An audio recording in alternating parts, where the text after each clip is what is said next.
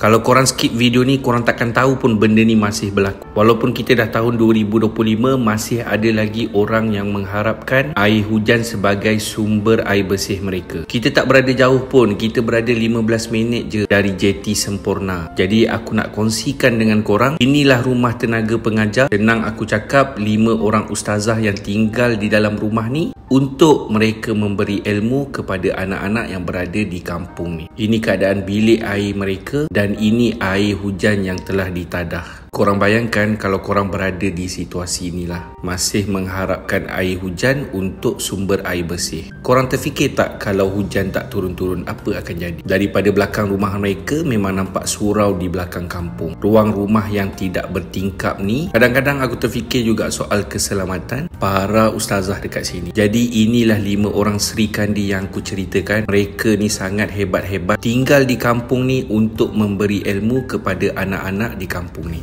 Korang, kita mungkin tak mampu jadi macam mereka, tapi mungkin kita mampu untuk share video ni supaya bagi manfaat kepada ramai orang. Jom sokong Yayasan Ikhlas, link di bio.